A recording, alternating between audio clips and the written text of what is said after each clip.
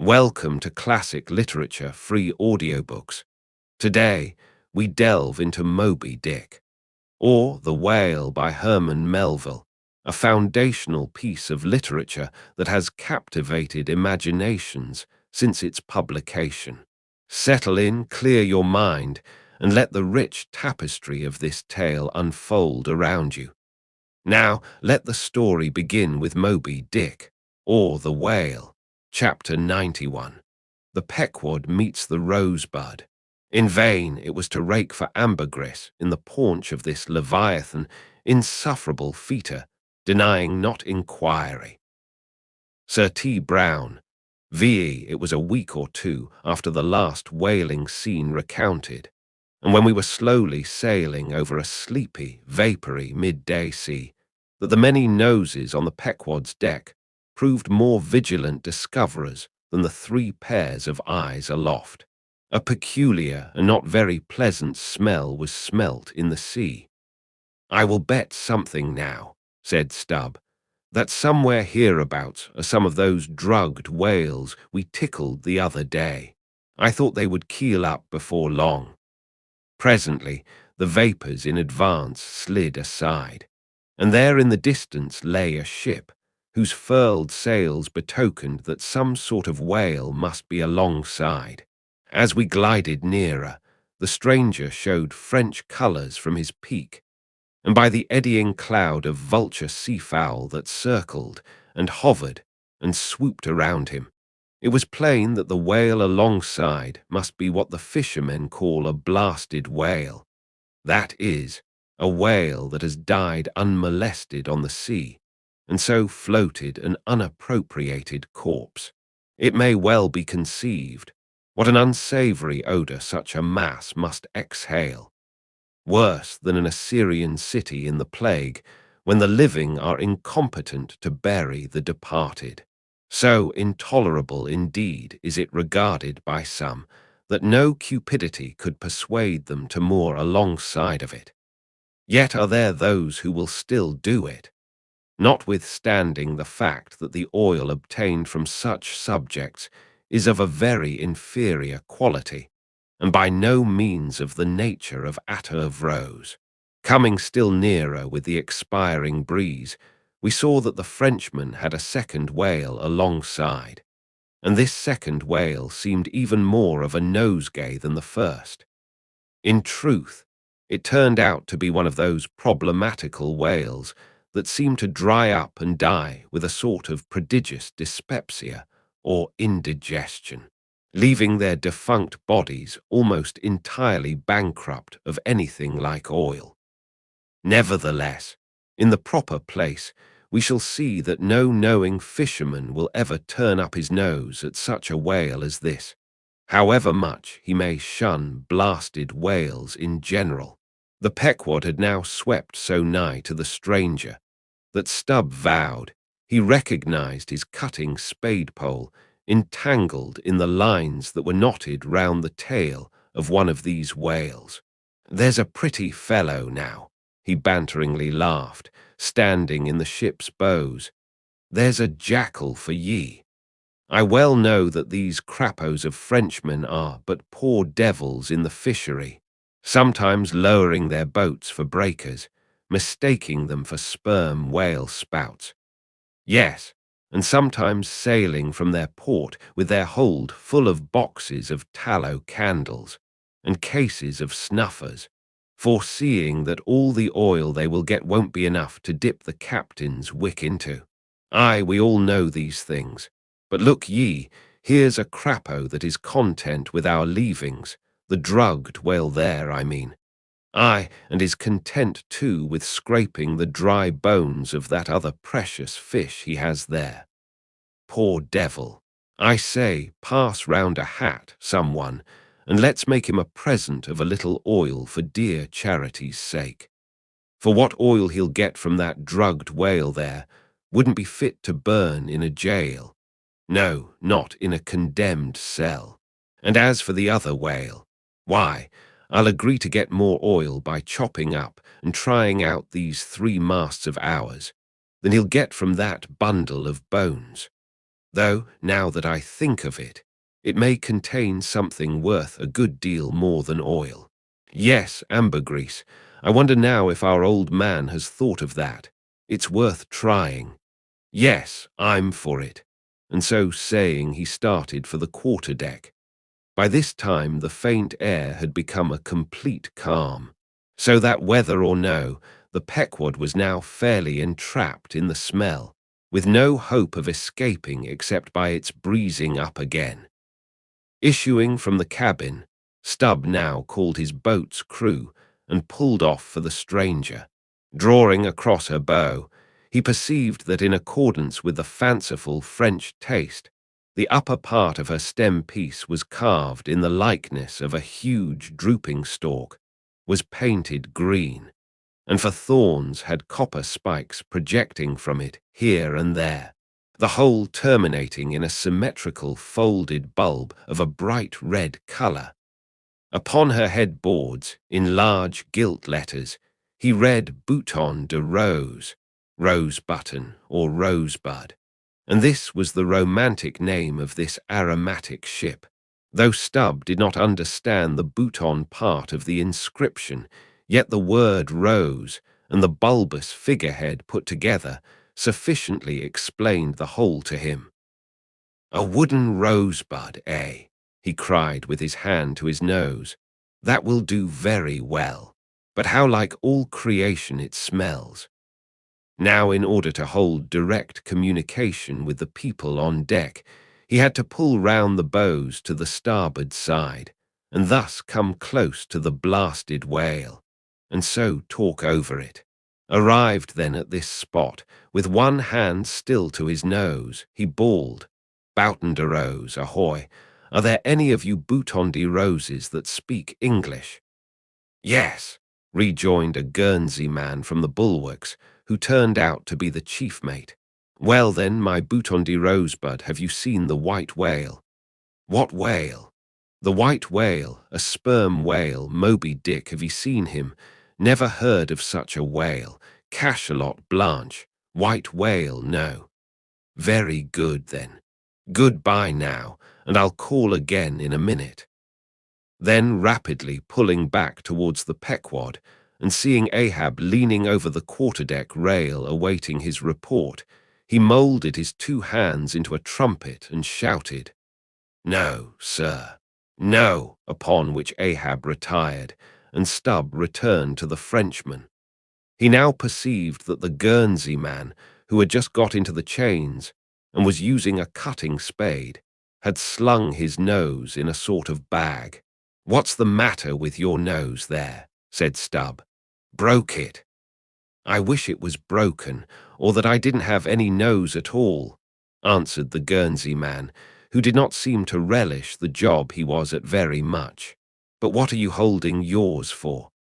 "Oh, nothing. It's a wax nose. I have to hold it on. Fine day, ain't it? Rather gardeny, I should say. Throw us a bunch of posies, will ye, Bouton de Rose?" "What in the devil's name do you want here?" roared the Guernseyman, flying into a sudden passion. "Oh, keep cool, cool. Yes, that's the word. Why don't you pack those whales in ice while you're working at 'em? But joking aside, though, do you know, Rosebud, that it's all nonsense trying to get any oil out of such whales? As for that dried-up one there, he hasn't a gill in his whole carcase." "I know that well enough. But d'ye see, the captain here won't believe it. This is his first voyage. He was a cologne manufacturer before. But come aboard, and mayhap he'll believe you if he won't me. And so I'll get out of this dirty scrape." "Anything to oblige ye, my sweet and pleasant fellow," rejoined Stubb, and with that he soon mounted to the deck. There a queer scene presented itself. The sailors, in tasselled caps of red worsted, were getting the heavy tackles in readiness for the whales. But they worked rather slow and talked very fast, and seemed in anything but a good humour, all their noses upwardly projected from their faces like so many jib-booms. Now and then pairs of them would drop their work, and run up to the masthead to get some fresh air. Some, thinking they would catch the plague, dipped oakum in coal tar and at intervals held it to their nostrils. Others, having broken the stems of their pipes almost short off at the bowl, were vigorously puffing tobacco smoke, so that it constantly filled their olfactories. Stubb was struck by a shower of outcries and anathemas proceeding from the captain's roundhouse abaft, and looking in that direction, saw a fiery face thrust from behind the door, which was held ajar from within. This was the tormented surgeon, who, after in vain remonstrating against the proceedings of the day, had betaken himself to the captain's roundhouse, cabinet, he called it, to avoid the pest, but still could not help yelling out his entreaties and indignations at times. Marking all this, Stubb argued well for his scheme, and turning to the Guernsey man had a little chat with him, during which the stranger mate expressed his detestation of his captain as a conceited ignoramus, who had brought them all into so unsavoury and unprofitable a pickle. Sounding him carefully, Stubb further perceived that the Guernsey man had not the slightest suspicion concerning the ambergris. He therefore held his peace on that head, but otherwise was quite frank and confidential with him, so that the two quickly concocted a little plan for both circumventing and satirizing the captain, without his at all dreaming of distrusting their sincerity. According to this little plan of theirs, the Guernsey man, under cover of an interpreter's office, was to tell the captain what he pleased, but as coming from Stubb. And as for Stubb, he was to utter any nonsense that should come uppermost in him during the interview. By this time, their destined victim appeared from his cabin. He was a small and dark, but rather delicate-looking man for a sea captain, with large whiskers and moustache, however, and wore a red cotton velvet vest with watch seals at his side. To this gentleman, Stubb was now politely introduced by the Guernsey man, who at once ostentatiously put on the aspect of interpreting between them. "What shall I say to him first?" said he. "Why," said Stubb, eyeing the velvet vest and the watch and seals, "you may as well begin by telling him that he looks a sort of babyish to me, though I don't pretend to be a judge." "He says, monsieur," said the Guernsey man in French, turning to his captain, that only yesterday his ship spoke a vessel, whose captain and chief mate, with 6 sailors, had all died of a fever caught from a blasted whale they had brought alongside. Upon this, the captain started, and eagerly desired to know more. "What now?" said the Guernsey man to Stubb. "Why, since he takes it so easy, tell him that now I have eyed him carefully, I'm quite certain that he's no more fit to command a whale ship than a St. Jago monkey. In fact, tell him from me he's a baboon. He vows and declares, monsieur, that the other whale, the dried one, is far more deadly than the blasted one. In fine, monsieur, he conjures us, as we value our lives, to cut loose from these fish."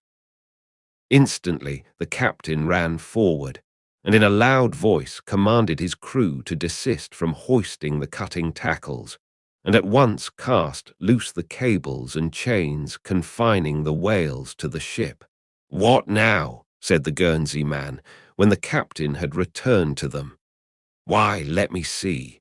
Yes, you may as well tell him now in fact, tell him I've diddled him, and aside to himself, perhaps somebody else. He says, monsieur, that he's very happy to have been of any service to us."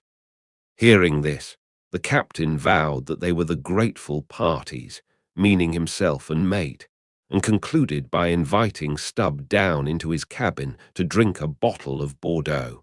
"He wants you to take a glass of wine with him," said the interpreter.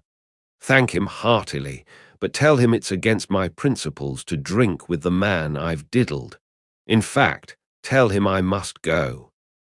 He says, monsieur, that his principles won't admit of his drinking, but that if monsieur wants to live another day to drink, then monsieur had best drop all 4 boats and pull the ship away from these whales, for it's so calm they won't drift. By this time, Stubb was over the side, and getting into his boat, hailed the Guernsey man to this effect, that having a long tow line in his boat, he would do what he could to help them, by pulling out the lighter whale of the 2 from the ship's side. While the Frenchman's boats, then, were engaged in towing the ship one way, Stubb benevolently towed away at his whale the other way, ostentatiously slacking out a most unusually long tow line. Presently a breeze sprang up. Stubb feigned to cast off from the whale. Hoisting his boats, the Frenchman soon increased his distance, while the Pequod slid in between him and Stubb's whale. Whereupon Stubb quickly pulled to the floating body, and hailing the Pequod to give notice of his intentions, at once proceeded to reap the fruit of his unrighteous cunning. Seizing his sharp boat spade, he commenced an excavation in the body, a little behind the side fin. You would almost have thought he was digging a cellar there in the sea, and when at length his spade struck against the gaunt ribs, it was like turning up old Roman tiles and pottery buried in fat English loam. His boat's crew were all in high excitement, eagerly helping their chief, and looking as anxious as gold hunters. And all the time numberless fowls were diving, and ducking, and screaming, and yelling, and fighting around them. Stubb was beginning to look disappointed, especially as the horrible nosegay increased, when suddenly from out the very heart of this plague there stole a faint stream of perfume, which flowed through the tide of bad smells without being absorbed by it, as one river will flow into, and then along with another, without at all blending with it for a time. "I have it, I have it," cried Stubb with delight, striking something in the subterranean regions. "A purse, a purse." Dropping his spade, he thrust both hands in and drew out handfuls of something that looked like ripe Windsor soap or rich mottled old cheese, very unctuous and savoury withal. You might easily dent it with your thumb. It is of a hue between yellow and ash colour. And this, good friends, is ambergris, worth a gold guinea an ounce to any druggist. Some 6 handfuls were obtained, but more was unavoidably lost in the sea, and still more, perhaps, might have been secured were it not for impatient Ahab's loud command to Stubb to desist, and come on board, else the ship would bid them good-bye. Next chapter, chapter 92. Ambergris. Now this ambergris is a very curious substance, and so important as an article of commerce, that in 1791 a certain Nantucket-born Captain Coffin was examined at the bar of the English House of Commons on that subject. For at that time, and indeed until a comparatively late day, the precise origin of ambergris remained, like amber itself, a problem to the learned. Though the word ambergris is but the French compound for grey amber, yet the 2 substances are quite distinct.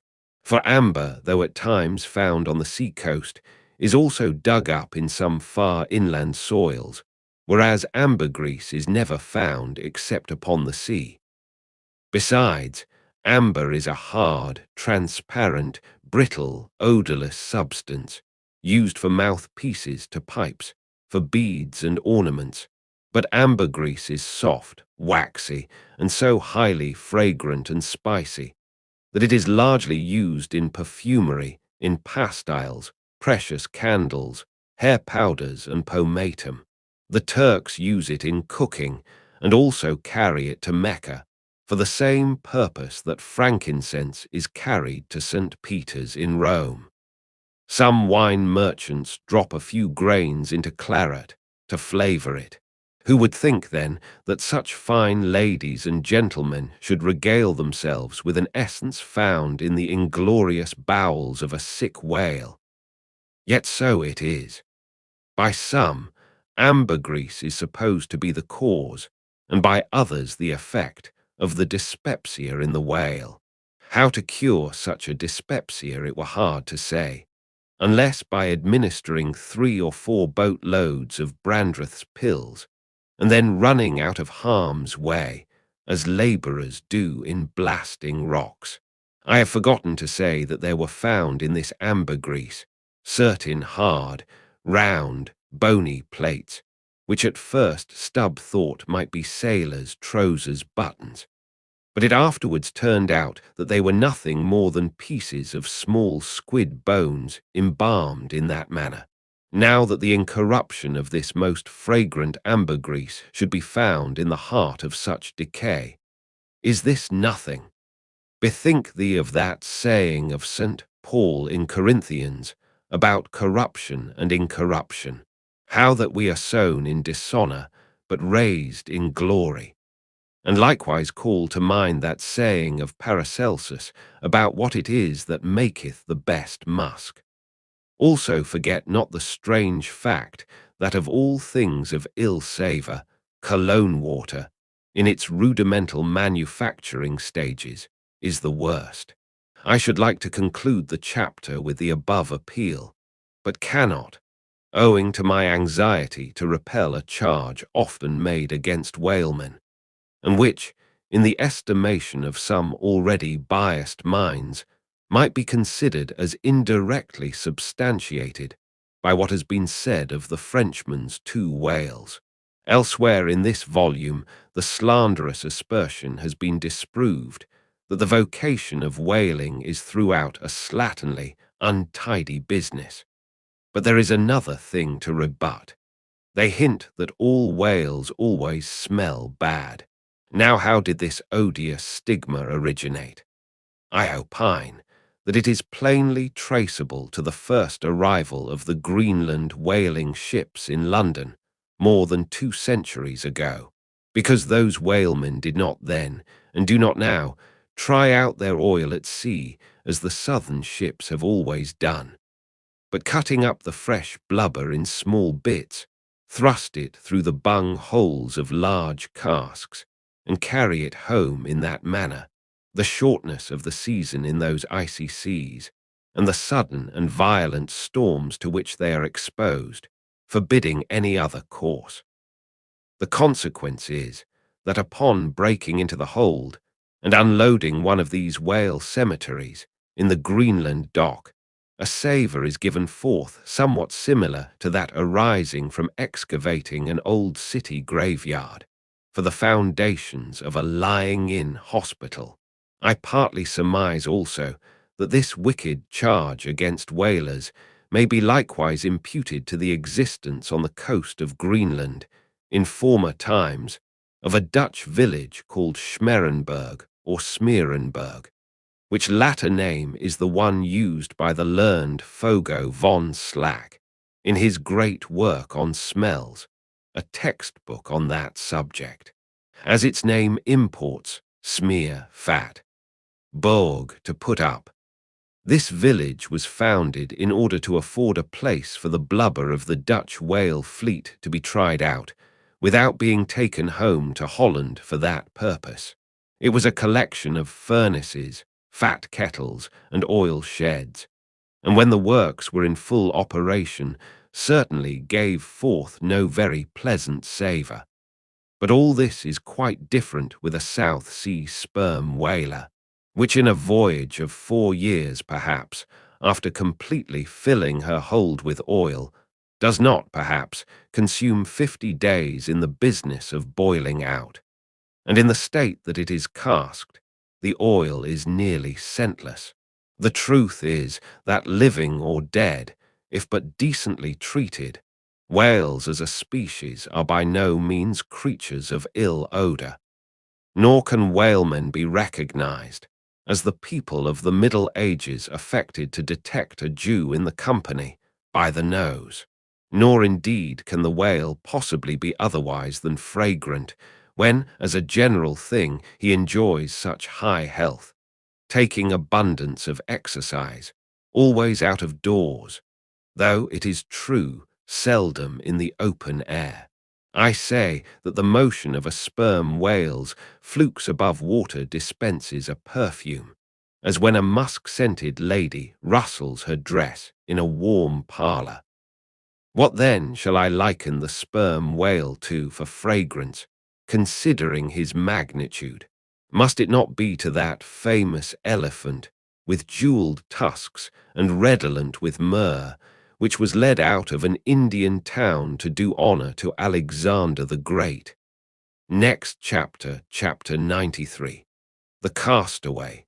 It was but some few days after encountering the Frenchman that a most significant event befell the most insignificant of the Pequod's crew, an event most lamentable, and which ended in providing the sometimes madly merry and predestinated craft with a living and ever-accompanying prophecy of whatever shattered sequel might prove her own.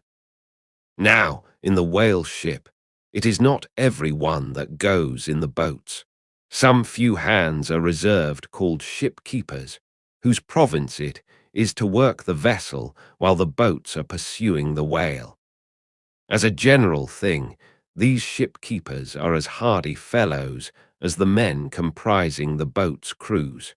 But if there happen to be an unduly slender, clumsy, or timorous wight in the ship, that wight is certain to be made a ship-keeper. It was so in the Pequod with the little Negro Pippin by nickname, Pip by abbreviation. Poor Pip! Ye have heard of him before. Ye must remember his tambourine on that dramatic midnight, so gloomy jolly. In outer aspect, Pip and Doughboy made a match, like a black pony and a white one, of equal developments, though of dissimilar colour, driven in one eccentric span. But while hapless Doughboy was by nature dull and torpid in his intellects, Pip, though over tender-hearted, was at bottom very bright, with that pleasant, genial, jolly brightness peculiar to his tribe, a tribe which ever enjoy all holidays and festivities with finer, freer relish than any other race. For blacks, the year's calendar should show naught but 365 4th of Julys and New Year's days. Nor smile so, while I write that this little black was brilliant, for even blackness has its brilliancy. Behold yon lustrous ebony, panelled in kings' cabinets. But Pip loved life, and all life's peaceable securities, so that the panic-striking business, in which he had somehow unaccountably become entrapped, had most sadly blurred his brightness, though, as ere long will be seen, what was thus temporarily subdued in him, in the end was destined to be luridly illumined by strange wild fires that fictitiously showed him off to 10 times the natural lustre with which in his native Toland County in Connecticut he had once enlivened many a fiddler's frolic on the green, and at melodious eventide, with his gay ha-ha, had turned the round horizon into one star-belled tambourine. So, though in the clear air of day, suspended against a blue-veined neck, the pure-watered diamond drop will healthful glow, yet when the cunning jeweller would show you the diamond in its most impressive lustre, he lays it against a gloomy ground, and then lights it up, not by the sun, but by some unnatural gases. Then come out those fiery effulgences, infernally superb. Then the evil blazing diamond, once the divinest symbol of the crystal skies, looks like some crown jewel stolen from the king of hell. But let us to the story. It came to pass that in the ambergris affair Stubbs after Osmond chanced so to sprain his hand, as for a time to become quite maimed, and temporarily Pip was put into his place. The first time Stubb lowered with him, Pip evinced much nervousness, but happily, for that time, escaped close contact with the whale, and therefore came off not altogether discreditably, though Stubb, observing him, took care afterwards to exhort him to cherish his courageousness to the utmost, for he might often find it needful. Now, upon the second lowering, the boat paddled upon the whale, and as the fish received the darted iron, it gave its customary rap, which happened, in this instance, to be right under poor Pip's seat. The involuntary consternation of the moment caused him to leap, paddle in hand, out of the boat, and in such a way, that part of the slack whale line coming against his chest, he breasted it overboard with him, so as to become entangled in it, when at last plumping into the water. That instant the stricken whale started on a fierce run, the lines swiftly straightened, and presto, poor Pip came all foaming up to the chocks of the boat, remorselessly dragged there by the line, which had taken several turns around his chest and neck. Tashtego stood in the bows. He was full of the fire of the hunt. He hated Pip for a poltroon.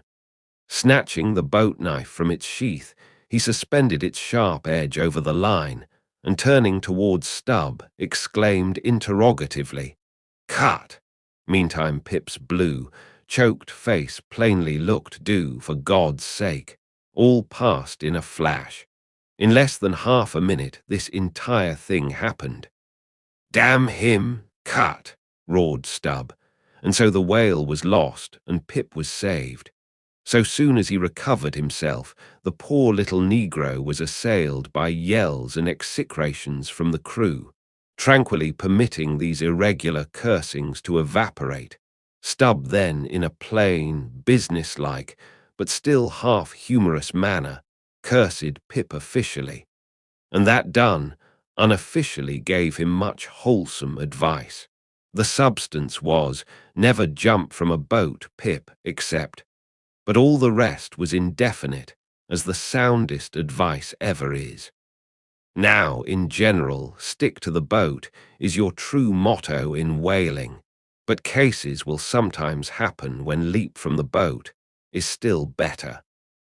Moreover, as if perceiving at last that if he should give undiluted conscientious advice to Pip, he would be leaving him too wide a margin to jump in for the future, Stubb suddenly dropped all advice and concluded with a peremptory command, "Stick to the boat, Pip, or by the Lord, I won't pick you up if you jump. Mind that. We can't afford to lose whales by the likes of you. A whale would sell for 30 times what you would, Pip, in Alabama. Bear that in mind, and don't jump any more." Hereby perhaps Stubb indirectly hinted that though man loved his fellow, yet man is a money-making animal, which propensity too often interferes with his benevolence. But we are all in the hands of the gods, and Pip jumped again. It was under very similar circumstances to the first performance, but this time he did not breast out the line, and hence, when the whale started to run, Pip was left behind on the sea like a hurried traveller's trunk. Alas, Stubb was but too true to his word. It was a beautiful, bounteous, blue day, the spangled sea calm and cool, and flatly stretching away all round to the horizon, like gold beater's skin hammered out to the extremist. Bobbing up and down in that sea, Pip's ebon head showed like a head of cloves. No boat knife was lifted when he fell so rapidly astern. Stubb's inexorable back was turned upon him, and the whale was winged. In 3 minutes, a whole mile of shoreless ocean was between Pip and Stubb. Out from the center of the sea, poor Pip turned his crisp, curling black head to the sun, another lonely castaway, though the loftiest and the brightest. Now, in calm weather, to swim in the open ocean is as easy to the practiced swimmer as to ride in a spring carriage ashore. But the awful lonesomeness is intolerable. The intense concentration of self in the middle of such a heartless immensity, my God, who can tell it? Mark, how when sailors in a dead calm bathe in the open sea, mark how closely they hug their ship and only coast along her sides. But had Stubb really abandoned the poor little Negro to his fate? No, he did not mean to, at least, because there were two boats in his wake, and he supposed, no doubt, that they would of course come up to Pip very quickly and pick him up, though, indeed, such considerations towards oarsmen jeopardized through their own timidity is not always manifested by the hunters in all similar instances, and such instances not unfrequently occur, almost invariably in the fishery. A coward, so called, is marked with the same ruthless detestation peculiar to military navies and armies. But it so happened that those boats, without seeing Pip, suddenly spying whales close to them on one side, turned and gave chase, and Stubb's boat was now so far away, and he and all his crew so intent upon his fish, that Pip's ringed horizon began to expand around him miserably. By the merest chance, the ship itself at last rescued him. But from that hour the little Negro went about the deck an idiot. Such, at least, they said he was. The sea had jeeringly kept his finite body up, but drowned the infinite of his soul. Not drowned entirely, though, rather carried down alive to wondrous depths, where strange shapes of the unwarped primal world glided to and fro before his passive eyes. And the miser merman, wisdom, revealed his hoarded heaps, and among the joyous, heartless, ever-juvenile eternities, Pip saw the multitudinous, God-omnipresent, coral insects that out of the firmament of waters heaved the colossal orbs. He saw God's foot upon the treadle of the loom and spoke it, and therefore his shipmates called him mad. So man's insanity is heaven's sense, and wandering from all mortal reason, man comes at last to that celestial thought which, to reason, is absurd and frantic, and weal or woe feels then uncompromised, indifferent as is God. For the rest, blame not Stubb too hardly. The thing is common in that fishery, and in the sequel of the narrative it will then be seen what like abandonment befell myself. Next chapter, chapter 94. A squeeze of the hand. That whale of Stubb's, so dearly purchased, was duly brought to the Pequod's side, where all those cutting and hoisting operations previously detailed were regularly gone through, even to the bailing of the Heidelberg tun, or case. While some were occupied with this latter duty, others were employed in dragging away the larger tubs, so soon as filled with the sperm.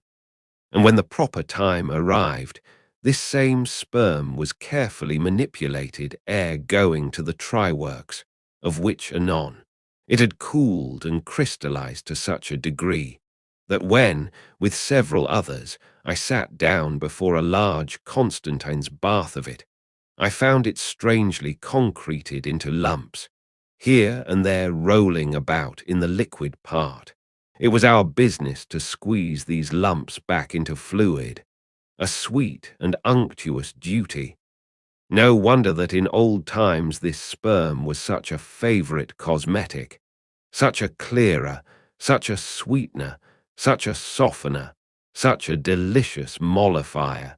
After having my hands in it for only a few minutes, my fingers felt like eels, and began, as it were, to serpentine and spiralize. As I sat there at my ease, cross-legged on the deck, after the bitter exertion at the windlass, under a blue tranquil sky, the ship under indolent sail, and gliding so serenely along.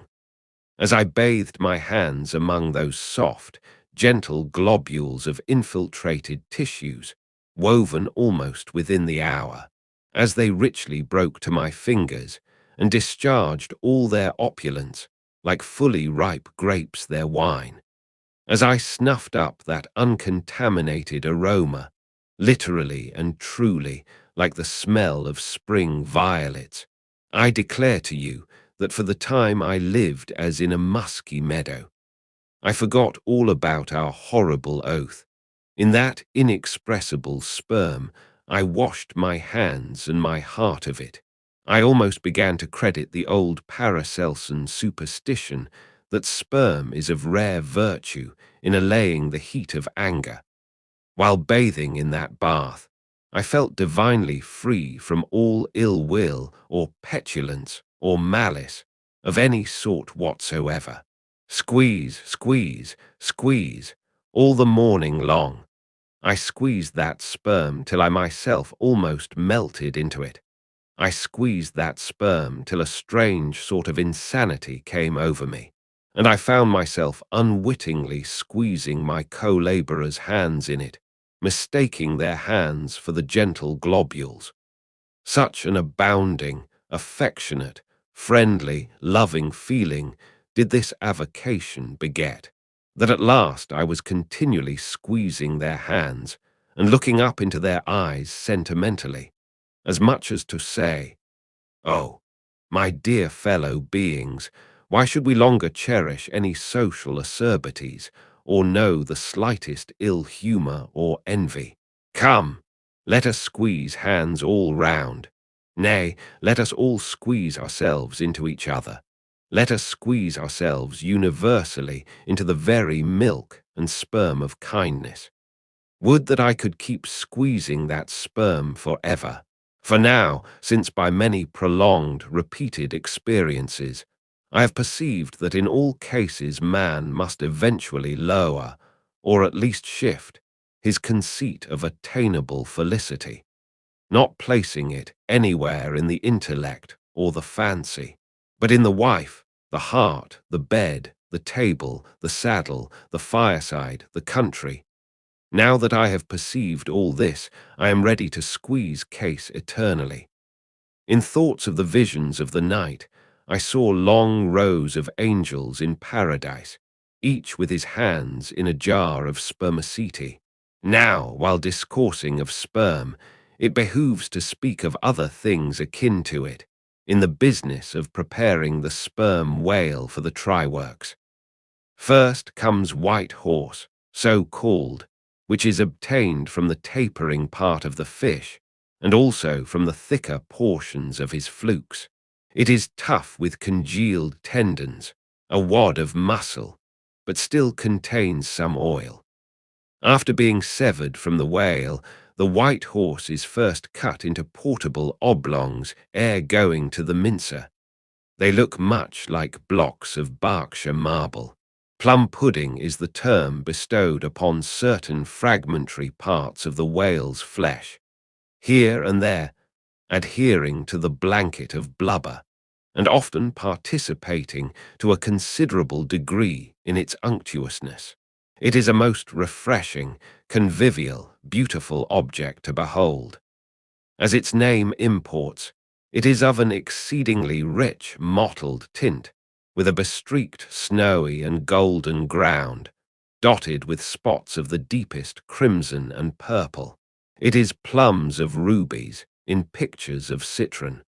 Spite of reason, it is hard to keep yourself from eating it. I confess that once I stole behind the foremast to try it.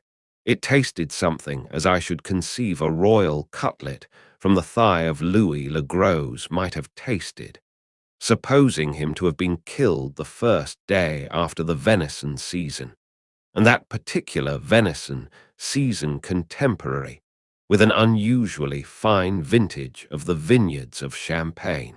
There is another substance, and a very singular one, which turns up in the course of this business, but which I feel it to be very puzzling adequately to describe.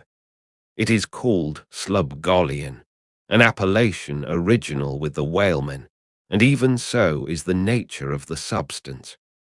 It is an ineffably oozy, stringy affair, most frequently found in the tubs of sperm, after a prolonged squeezing and subsequent decanting.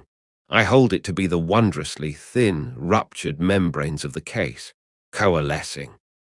Gary, so called, is a term properly belonging to right whalemen, but sometimes incidentally used by the sperm fishermen. It designates the dark, glutinous substance which is scraped off the back of the Greenland or right whale, and much of which covers the decks of those inferior souls who hunt that ignoble leviathan. Nippers. Strictly, this word is not indigenous to the whale's vocabulary, but as applied by whalemen, it becomes so. A whaleman's nipper is a short, firm strip of tendinous stuff cut from the tapering part of Leviathan's tail. It averages an inch in thickness, and for the rest is about the size of the iron part of a hoe. Edgewise moved along the oily deck, it operates like a leathern squilgee, and by nameless blandishments, as of magic, allures along with it all impurities. But to learn all about these recondite matters, your best way is at once to descend into the blubber room and have a long talk with its inmates. This place has previously been mentioned as the receptacle for the blanket pieces, when stripped and hoisted from the whale. When the proper time arrives for cutting up its contents, this apartment is a scene of terror to all tyros, especially by night. On one side, lit by a dull lantern, a space has been left clear for the workmen. They generally go in pairs, a pike-hand gaffman and a spademan. The whaling pike is similar to a frigate's boarding weapon of the same name. The gaff is something like a boat hook. With his gaff, the gaffman hooks on to a sheet of blubber and strives to hold it from slipping as the ship pitches and lurches about. Meanwhile, the spademan stands on the sheet itself, perpendicularly chopping it into the portable horse pieces. This spade is sharp as hone can make it. The spademan's feet are shoeless. The thing he stands on will sometimes irresistibly slide away from him, like a sledge. If he cuts off one of his own toes or one of his assistants, would you be very much astonished? Toes are scarce among veteran blubber-room men. Next chapter, chapter 95. The cassock. Had you stepped on board the Pequod at a certain juncture of this post-mortemizing of the whale, and had you strolled forward nigh the windlass, pretty sure am I that you would have scanned with no small curiosity a very strange, enigmatical object, which you would have seen there, lying along lengthwise in the lee scuppers. Not the wondrous cistern in the whale's huge head, not the prodigy of his unhinged lower jaw, not the miracle of his symmetrical tail. None of these would so surprise you as half a glimpse of that unaccountable cone. Longer than a Kentuckian is tall, nigh a foot in diameter at the base, and jet black as Yojo, the ebony idol of Queequeg. And an idol indeed it is, or rather in old times its likeness was. Such an idol as that found in the secret groves of Queen Marcha in Judea, and for worshipping which King Asa, her son, did depose her, and destroyed the idol, and burnt it for an abomination at the brook Kedron, as darkly set forth in the 15th chapter of the first book of Kings. Look at the sailor, called the mincer, who now comes along, and assisted by two allies, heavily backs the grandissimus, as the mariners call it, and with bowed shoulders, staggers off with it as if he were a grenadier carrying a dead comrade from the field. Extending it upon the forecastle deck, he now proceeds cylindrically to remove its dark pelt, as an African hunter the pelt of a boa. This done, he turns the pelt inside out, like a pantaloon leg, gives it a good stretching, so as almost to double its diameter, and at last hangs it, well spread, in the rigging to dry. Ere long it is taken down, when removing some 3 feet of it towards the pointed extremity, and then cutting 2 slits for armholes at the other end, he lengthwise slips himself bodily into it. The mincer now stands before you invested in the full chronicles of his calling. Immemorial to all his order, this investiture alone will adequately protect him, while employed in the peculiar functions of his office. That office consists in mincing the horse pieces of blubber for the pots, an operation which is conducted at a curious wooden horse, planted endways against the bulwarks, and with a capacious tub beneath it, into which the minced pieces drop, fast as the sheets from a rapt orator's desk, arrayed in decent black, occupying a conspicuous pulpit, intent on Bible leaves. What a candidate for an archbishopric, what a lad for a pope were this mincer. Bible leaves, Bible leaves. This is the invariable cry from the mates to the mincer. It enjoins him to be careful and cut his work into as thin slices as possible, inasmuch as by so doing the business of boiling out the oil is much accelerated, and its quantity considerably increased, besides perhaps improving it in quality. Next chapter, chapter 96, the try-works. Besides her hoisted boats, an American whaler is outwardly distinguished by her try-works. She presents the curious anomaly of the most solid masonry joining with oak and hemp in constituting the completed ship. It is as if from the open field a brick kiln were transporting to her planks.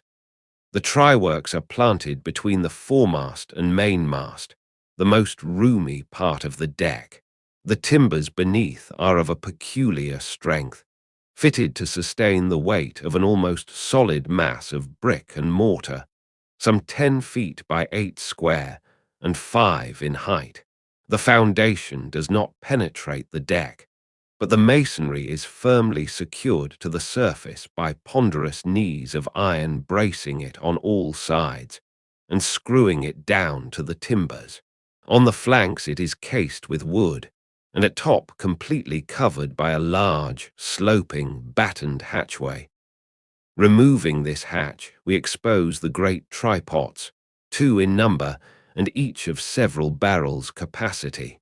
When not in use, they are kept remarkably clean. Sometimes they are polished with soapstone and sand, till they shine within like silver punch bowls. During the night watches, some cynical old sailors will crawl into them and coil themselves away there for a nap. While employed in polishing them, 1 man in each pot, side by side, many confidential communications are carried on over the iron lips. It is a place also for profound mathematical meditation. It was in the left-hand tripod of the Pequod, with the soapstone diligently circling round me, that I was first indirectly struck by the remarkable fact that in geometry all bodies gliding along the cycloid, my soapstone, for example, will descend from any point in precisely the same time. Removing the fireboard from the front of the tryworks, the bare masonry of that side is exposed, penetrated by the 2 iron mouths of the furnaces directly underneath the pots. These mouths are fitted with heavy doors of iron. The intense heat of the fire is prevented from communicating itself to the deck by means of a shallow reservoir extending under the entire enclosed surface of the works. By a tunnel inserted at the rear, this reservoir is kept replenished with water as fast as it evaporates. There are no external chimneys. They open direct from the rear wall. And here let us go back for a moment. It was about 9 o'clock at night that the Pequod's try-works were first started on this present voyage. It belonged to Stubb to oversee the business. All ready there. Off hatch then, and start her. You cook, fire the works. This was an easy thing, for the carpenter had been thrusting his shavings into the furnace throughout the passage. Here be it said that in a whaling voyage, the first fire in the try-works has to be fed for a time with wood. After that no wood is used, except as a means of quick ignition to the staple fuel. In a word, after being tried out, the crisp, shriveled blubber, now called scraps or fritters, still contains considerable of its unctuous properties. These fritters feed the flames. Like a plethoric burning martyr or a self-consuming misanthrope, once ignited, the whale supplies his own fuel and burns by his own body. Would that he consumed his own smoke, for his smoke is horrible to inhale, and inhale it you must, and not only that, but you must live in it for the time. It has an unspeakable, wild, Hindu odor about it, such as may lurk in the vicinity of funereal pyres. It smells like the left wing of the day of judgment. It is an argument for the pit. By midnight the works were in full operation. We were clear from the carcase. Sail had been made. The wind was freshening.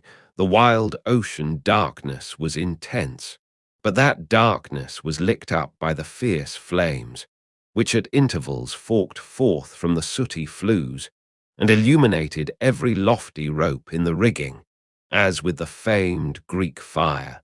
The burning ship drove on, as if remorselessly commissioned to some vengeful deed. So the pitch and sulphur-freighted brigs of the bold Hydriote, Canaris, issuing from their midnight harbours, with broad sheets of flame for sails, bore down upon the Turkish frigates and folded them in conflagrations. The hatch, removed from the top of the works, now afforded a wide hearth in front of them. Standing on this were the Tartarian shapes of the pagan harpooneers, always the whale-ship stokers. With huge pronged poles they pitched hissing masses of blubber into the scalding pots, or stirred up the fires beneath, till the snaky flames darted, curling, out of the doors to catch them by the feet. The smoke rolled away in sullen heaps. To every pitch of the ship there was a pitch of the boiling oil, which seemed all eagerness to leap into their faces. Opposite the mouth of the works, on the further side of the wide wooden hearth, was the windlass. This served for a sea sofa. Here lounged the watch, when not otherwise employed, looking into the red heat of the fire, till their eyes felt scorched in their heads. Their tawny features, now all begrimed with smoke and sweat, their matted beards, and the contrasting barbaric brilliancy of their teeth, all these were strangely revealed in the capricious emblazonings of the works. As they narrated to each other their unholy adventures, their tales of terror told in words of mirth, as their uncivilized laughter forked upwards out of them, like the flames from the furnace, as to and fro in their front, the harpooneers wildly gesticulated with their huge pronged forks and dippers. As the wind howled on, and the sea leaped, and the ship groaned and dived, and yet steadfastly shot her red hell further and further into the blackness of the sea and the night, and scornfully champed the white bone in her mouth, and viciously spat round her on all sides.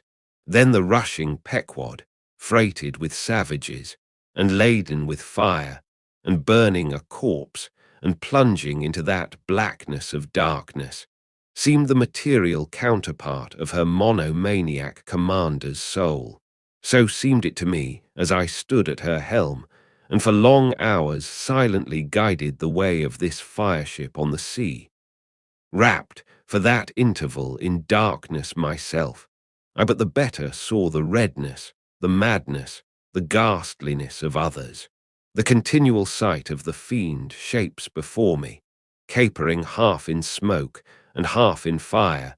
These at last begat kindred visions in my soul, so soon as I began to yield to that unaccountable drowsiness which ever would come over me at a midnight helm. But that night in particular, a strange, and ever since inexplicable, thing occurred to me. Starting from a brief standing sleep, I was horribly conscious of something fatally wrong.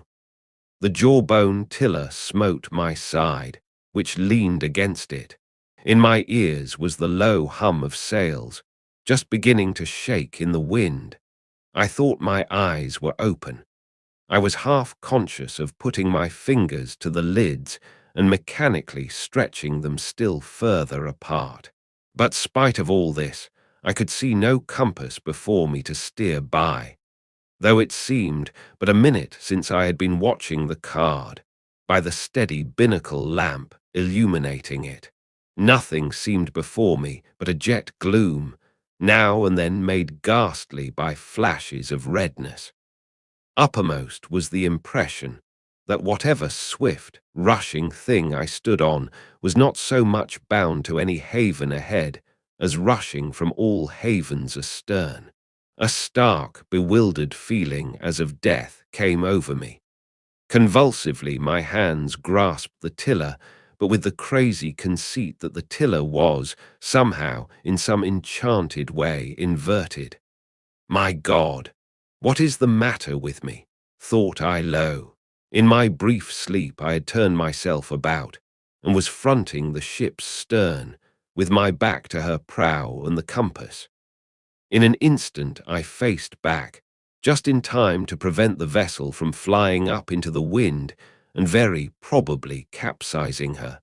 How glad and how grateful the relief from this unnatural hallucination of the night, and the fatal contingency of being brought by the lee. Look not too long in the face of the fire, O man. Never dream with thy hand on the helm.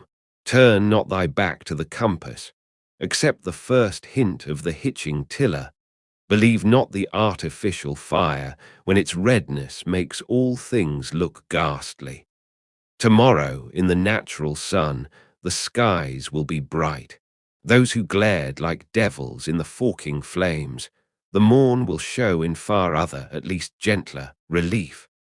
The glorious, golden, glad sun, the only true lamp, all others but liars.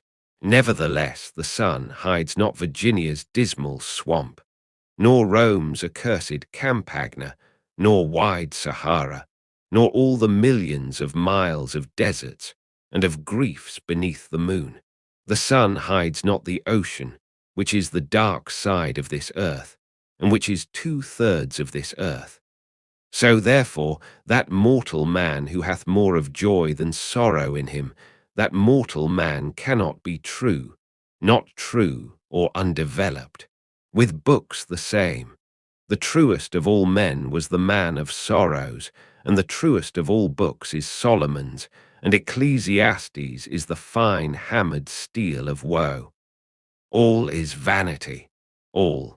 This wilful world hath not got hold of unchristian Solomon's wisdom yet.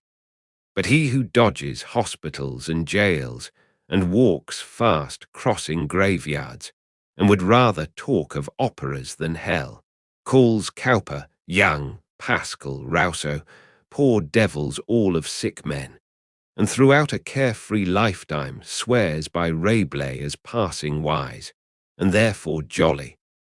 Not that man is fitted to sit down on tombstones and break the green, damp mould with unfathomably wondrous Solomon. But even Solomon, he says, the man that wandereth out of the way of understanding shall remain, aye, even while living, in the congregation of the dead. Give not thyself up then to fire, lest it invert thee, deaden thee, as for the time it did me. There is a wisdom that is woe, but there is a woe that is madness. And there is a Catskill eagle in some souls that can alike dive down into the blackest gorges and soar out of them again and become invisible in the sunny spaces. And even if he forever flies within the gorge, that gorge is in the mountains, so that even in his lowest swoop, the mountain eagle is still higher than other birds upon the plain, even though they soar. Next chapter, chapter 97. The Lamp.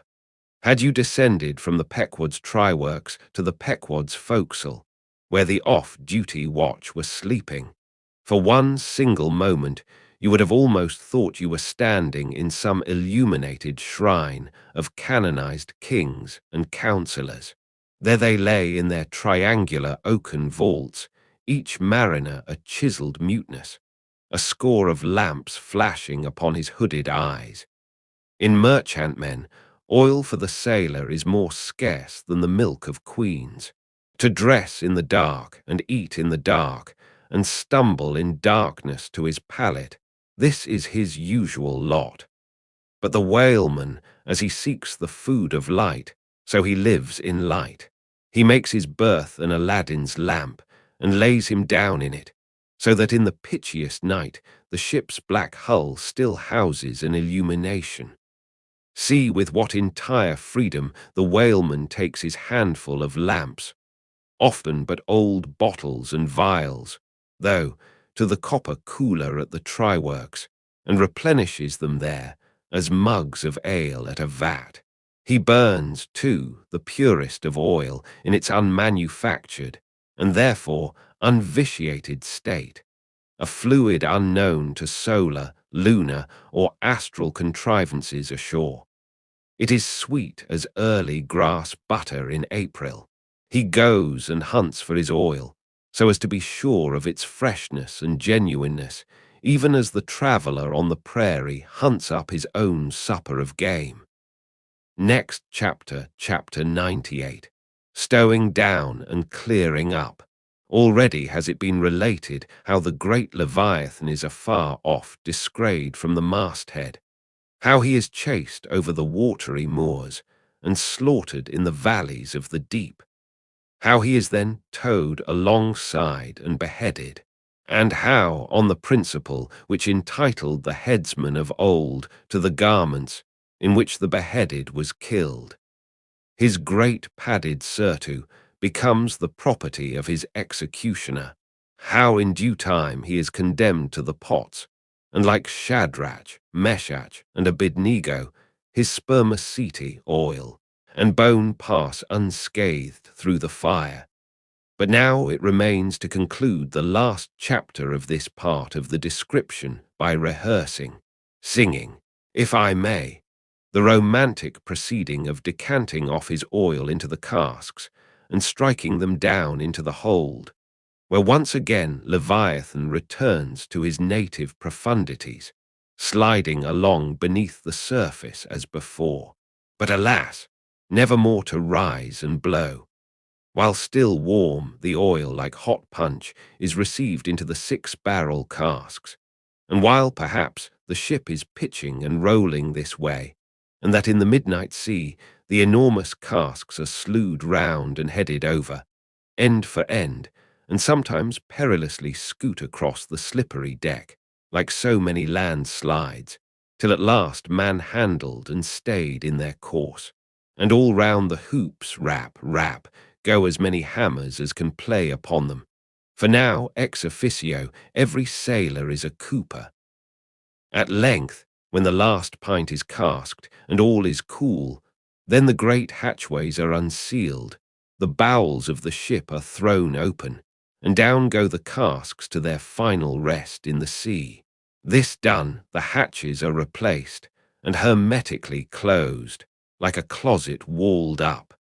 In the sperm fishery, this is perhaps one of the most remarkable incidents in all the business of whaling.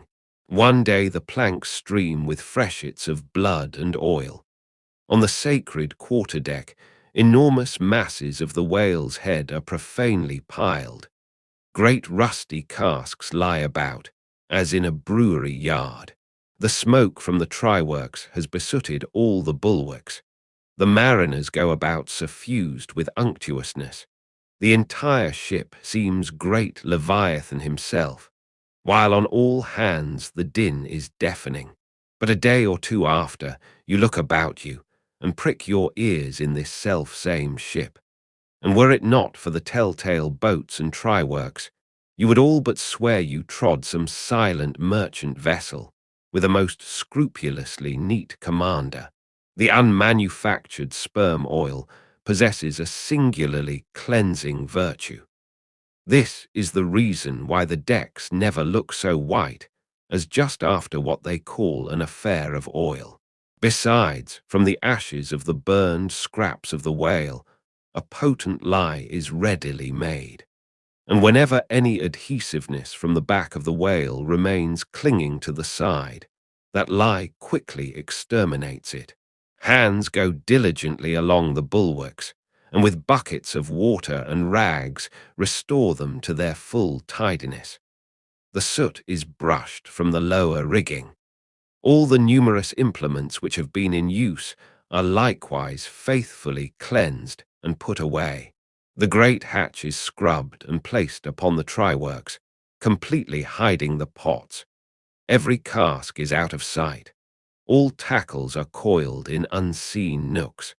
And when by the combined and simultaneous industry of almost the entire ship's company, the whole of this conscientious duty is at last concluded, then the crew themselves proceed to their own ablutions, shift themselves from top to toe, and finally issue to the immaculate deck, fresh and all aglow, as bridegrooms new leaped from out the daintiest Holland. Now, with elated step, they pace the planks in twos and threes, and humorously discourse of parlours, sofas, carpets, and fine cambrics. Propose to mat the deck. Think of having hanging to the top. Object not to taking tea by moonlight on the piazza of the forecastle. To hint to such musked mariners of oil and bone and blubber were little short of audacity. They know not the thing you distantly allude to. Away, and bring us napkins. But mark, aloft there at the three-mast heads stand three men intent on spying out more whales, which, if caught, infallibly will again soil the old oaken furniture and drop at least one small grease spot somewhere. Yes, and many is the time when, after the severest uninterrupted labours, which know no night, continuing straight through for 96 hours, when from the boat, where they have swelled their wrists with all day rowing on the line, they only step to the deck to carry vast chains, and heave the heavy windlass, and cut and slash. Yeah, and in their very sweatings to be smoked and burned anew by the combined fires of the equatorial sun and the equatorial try-works. When, on the heel of all this, they have finally bestirred themselves to cleanse the ship and make a spotless dairy room of it, many is the time the poor fellows, just buttoning the necks of their clean frocks, are startled by the cry of "There she blows!" And away they fly to fight another whale and go through the whole weary thing again. Oh, my friends, but this is man-killing, yet this is life. For hardly have we mortals by long toilings extracted from this world's vast bulk its small but valuable sperm, and then, with weary patience, cleansed ourselves from its defilements and learned to live here in clean tabernacles of the soul. Hardly is this done, when, there she blows, the ghost is spouted up, and away we sail to fight some other world and go through young life's old routine again. Oh, the metempsychosis! Oh, Pythagoras, that in bright Greece 2,000 years ago did die, so good, so wise, so mild. I sailed with thee along the Peruvian coast last voyage, and foolish as I am, taught thee, a green, simple boy, how to splice a rope. Next chapter, chapter 99. The doubloon. Ere now it has been related how Ahab was wont to pace his quarter-deck, taking regular turns at either limit, the binnacle and mainmast. But in the multiplicity of other things requiring narration, it has not been added how that sometimes in these walks, when most plunged in his mood, he was wont to pause in turn at each spot, and stand there strangely eyeing the particular object before him. When he halted before the binnacle, with his glance fastened on the pointed needle in the compass, that glance shot like a javelin with the pointed intensity of his purpose. And when resuming his walk he again paused before the mainmast, then, as the same riveted glance fastened upon the riveted gold coin there, he still wore the same aspect of nailed firmness, only dashed with a certain wild longing, if not hopefulness. But one morning, turning to pass the doubloon, he seemed to be newly attracted by the strange figures and inscriptions stamped on it, as though now for the first time beginning to interpret for himself in some monomaniac way whatever significance might lurk in them. And some certain significance lurks in all things, else all things are little worth, and the round world itself but an empty cipher, except to sell by the cartload, as they do hills about Boston, to fill up some morass in the Milky Way. Now this doubloon was of purest, virgin gold, raked somewhere out of the heart of gorgeous hills, whence, east and west, over golden sands, the head waters of many a Pactolus flows, and though now nailed amidst all the rustiness of iron bolts and the verdigris of copper spikes, yet untouchable and immaculate to any foulness, it still preserved its Quito glow, nor, though placed amongst a ruthless crew, and every hour passed by ruthless hands, and through the livelong nights, shrouded with thick darkness which might cover any pilfering approach. Nevertheless, every sunrise found the doubloon where the sunset left it last, for it was set apart and sanctified to one awe-striking end. And however wanton in their sailor ways, one and all, the mariners revered it as the white whale's talisman.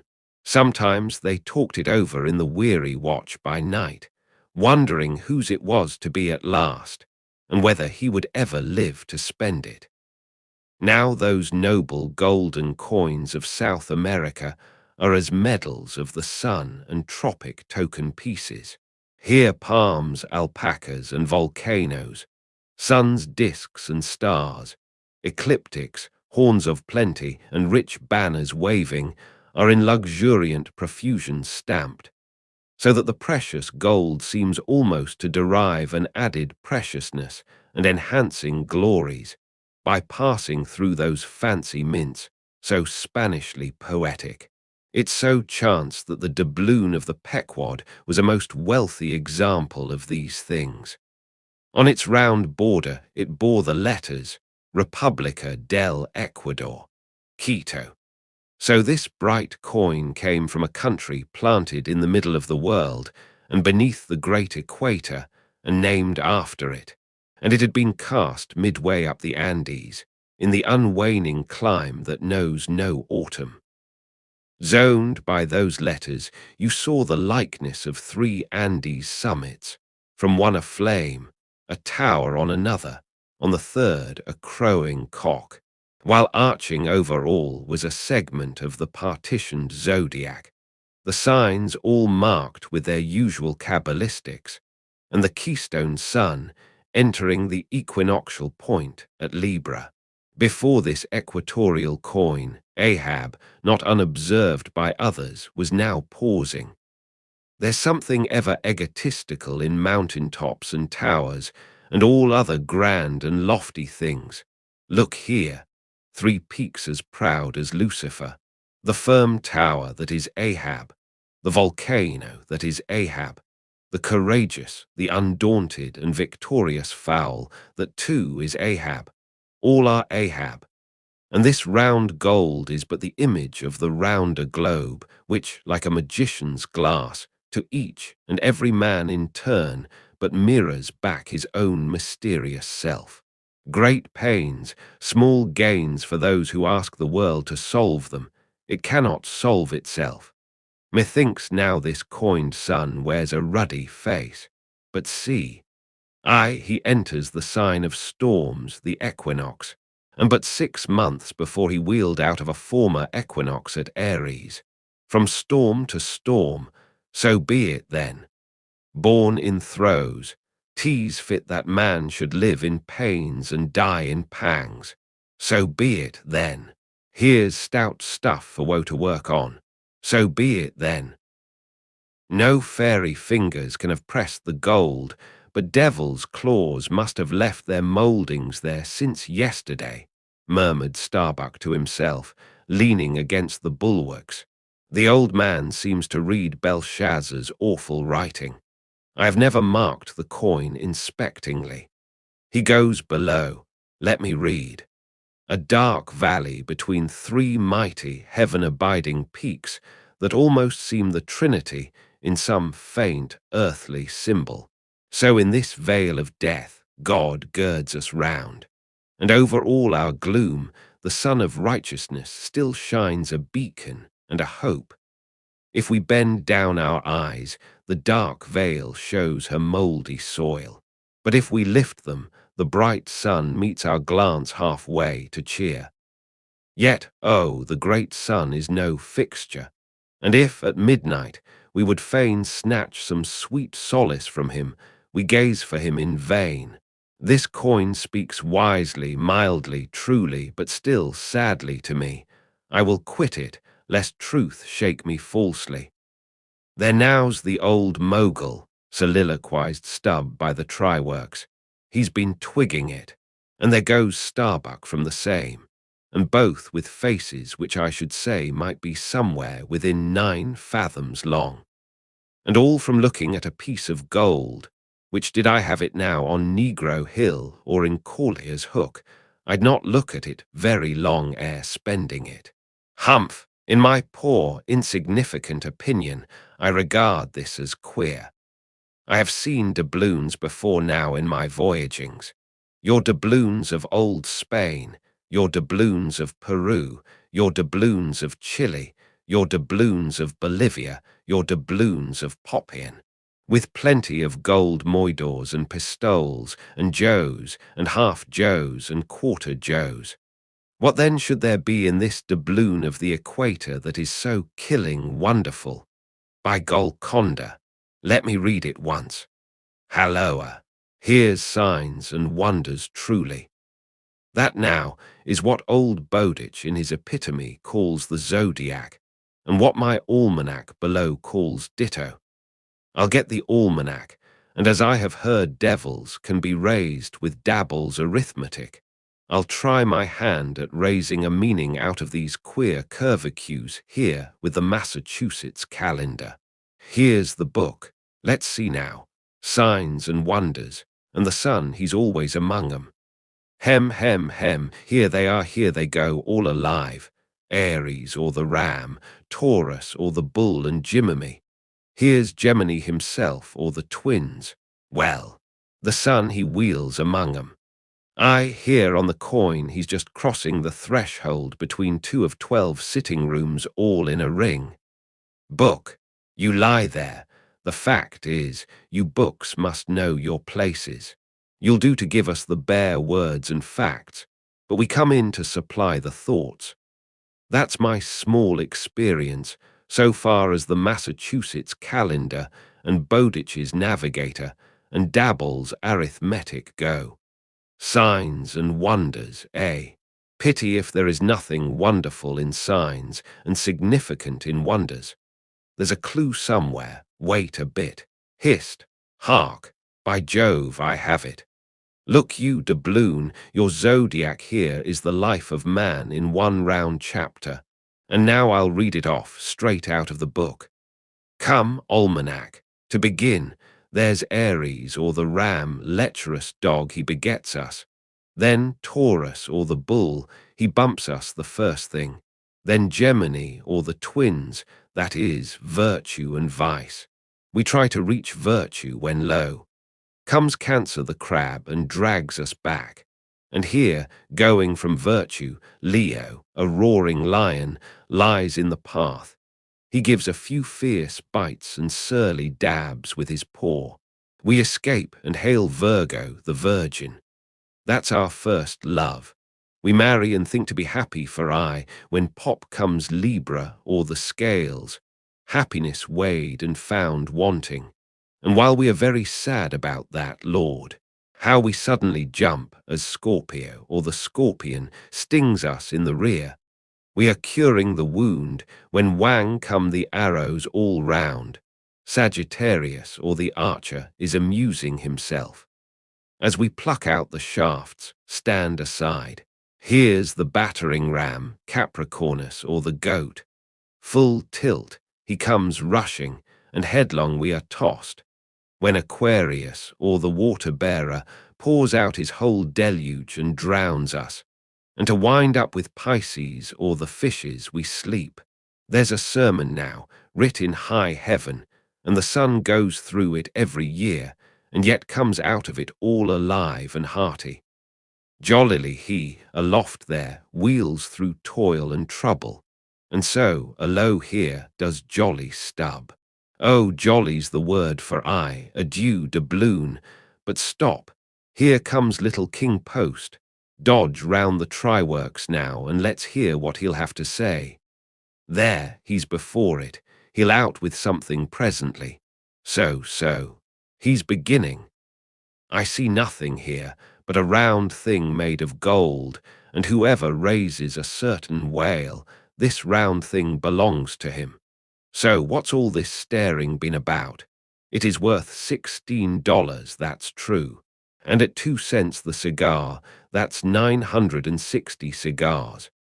I won't smoke dirty pipes like Stubb, but I like cigars, and here's 960 of them. So here goes Flask aloft to spy 'em out. Shall I call that wise or foolish now? If it be really wise, it has a foolish look to it. Yet if it be really foolish, then has it a sort of wisish look to it. But avast! Here comes our old Manxman, the old hearse driver. He must have been, that is, before he took to the sea. He luffs up before the doubloon, halloa, and goes round on the other side of the mast. Why, there's a horseshoe nailed on that side. And now he's back again. What does that mean? Hark! He's muttering, voice like an old worn-out coffee mill. Prick ears and listen. If the white whale be raised, it must be in a month and a day, when the sun stands in some one of these signs. I've studied signs and know their marks. They were taught me 20 years ago by the old witch in Copenhagen. Now, in what sign will the sun then be? The horseshoe sign, for there it is, right opposite the gold. And what's the horseshoe sign? The lion is the horseshoe sign, the roaring and devouring lion. Ship, old ship, my old head shakes to think of thee. There's another rendering now, but still one text. All sorts of men in one kind of world, you see. Dodge again.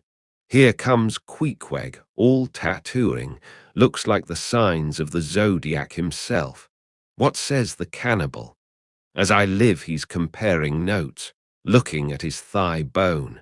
Thinks the sun is in the thigh, or in the calf, or in the bowels, I suppose, as the old women talk surgeon's astronomy in the back country.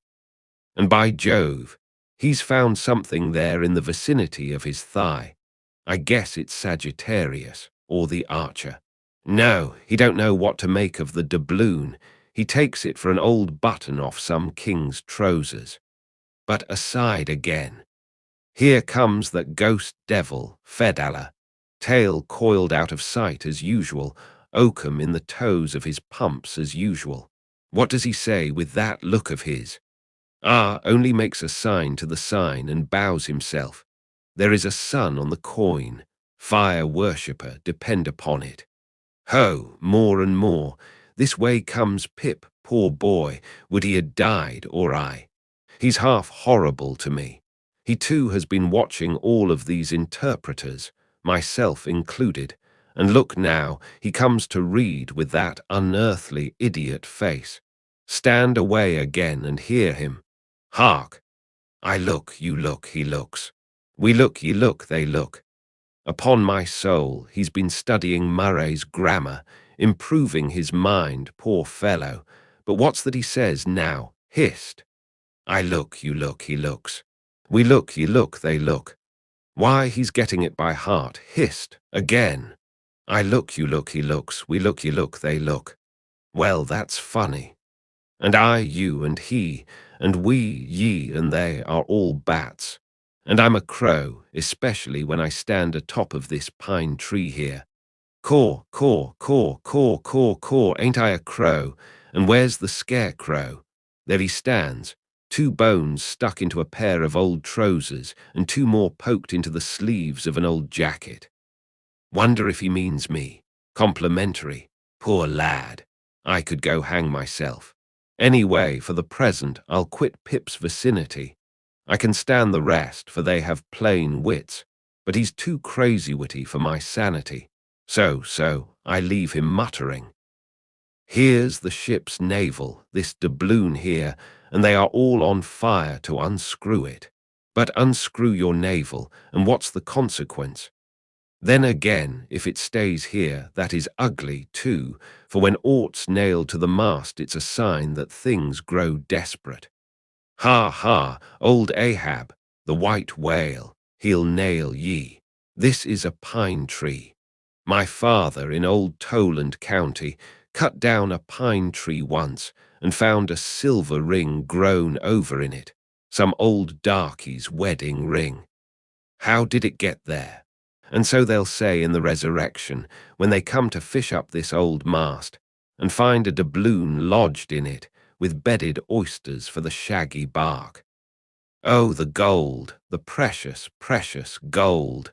The green miser'll hoard ye soon. Hish, hish! God goes 'mong the world's blackberrying. Cook, ho, cook, and cook us, Jenny. Hey, hey, hey, hey, hey, Jenny, Jenny, and get your hoe cake done. Chapter 100. Leg and Arm. The Pequod of Nantucket meets the Samuel Enderby of London. Ship ahoy! Hast seen the white whale? So cried Ahab, once more hailing a ship showing English colours bearing down under the stern. Trumpet to mouth, the old man was standing in his hoisted quarter-boat, his ivory leg plainly revealed to the stranger captain, who was carelessly reclining in his own boat's bow.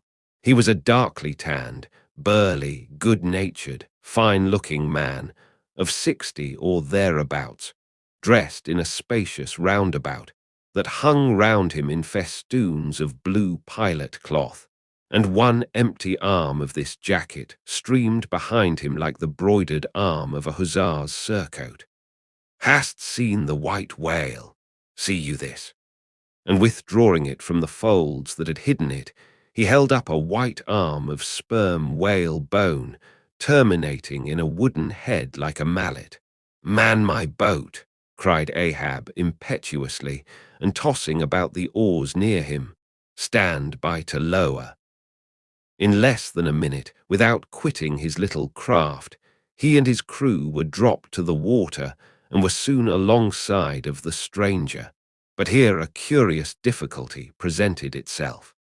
In the excitement of the moment, Ahab had forgotten that since the loss of his leg he had never once stepped on board of any vessel at sea but his own.